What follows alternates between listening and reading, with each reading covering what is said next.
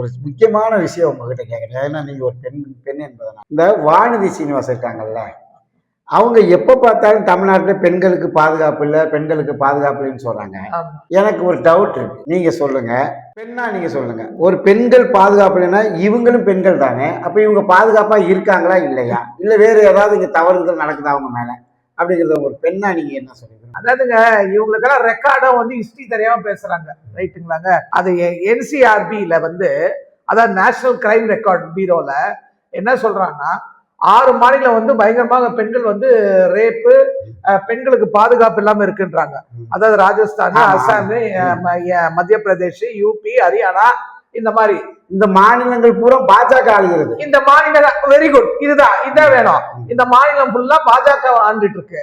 ஆனா இது கிரைம் பெண்களுக்கு உண்டான கிரைம் ரொம்ப குறைவா இருக்குன்னு சொல்றதுல நம்ம தமிழ்நாடு இடம். ஆனா பெண்களுக்கு மட்டும் பாதுகாப்பு இல்லை அப்படின்னு சொல்லும் போது இவங்க பெண்கள் தானே, அப்ப இவங்க பாதுகாப்பா இருக்காங்களா இல்லையா? அது எதுவுமே சொல்ல தெரியாதுங்க, வேற எதுவும் சொல்றதுக்கு இல்ல. ஓஹோ, அதனால பெண்களுக்கு பாதுகாப்பு இல்லை, பெண்களுக்கு பாதுகாப்பே இல்லை, பெண்களுக்கு பாதுகாப்பே இல்லை. அப்ப இவங்க வீட்டுல வேலைக்காரங்களா பெண்கள் இருக்காங்களா இல்லையா? அதுதான் தெரியல, டவுட். அப்ப அவங்கள பாதுகாப்பா வச்சிருக்காங்களா இல்லையா? இப்ப வட மாநிலத்து பெண்கள் உங்க வீட்டுல வேலை செய்யறாங்க, நிச்சயமா அவங்க என்ன பாதுகாப்பா இருக்காங்களா இல்லையா?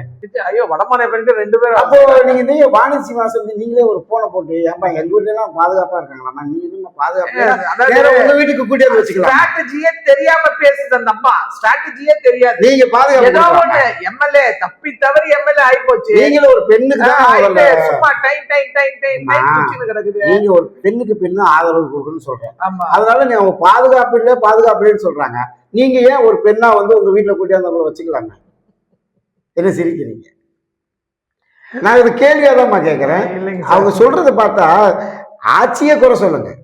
பெண்கள் இன்னைக்கு தமிழ்நாட்டுலதான் அகில உலகம், இந்தியா முழுக்க, இந்திய சர்வே, இந்தியா மட்டும் இல்ல உலகம் முழுக்கவே சொல்றான், சென்னை போன்ற ஒரு நகரம் தாண்டா மக்கள் சுதந்திரமா இருக்கிறான், பெண்கள் நடுராத்திரி வேலைக்கு போறாங்க, எல்லாம் பண்றாங்க, எந்த ஒரு அசம்பாவிதம், ஏதோ ஒரு அசம்பாவிதம் என்ன வரைக்கும் ஒண்ணு நடக்குது. நைட் டியூட்டி 6 மணிக்கு போய் 4 மணிக்கு வராங்க பெண்கள். எல்லா இடத்துல பெண்களுக்கு எல்லா பாதுகாப்பும் இருக்கு. இல்லன்னு எப்படி இந்த அம்மா சொல்லும்? அதான் நான் கேக்குறேன். இந்த ரேபிடோ பைக் இருக்குல்ல, ஆமா, ரேபிடோ இதுல பைக், அதுல ஆண்கள் டிரைவ் பண்றாங்க, பெண்கள் அதுல புக் பண்ணி போறாங்க. ஆமா, அப்ப பயம் இல்லைன்னு தான் அர்த்தம். நான் ஹிஸ்டரி ஸ்ட்ராட்டஜியோட சொல்றேன்.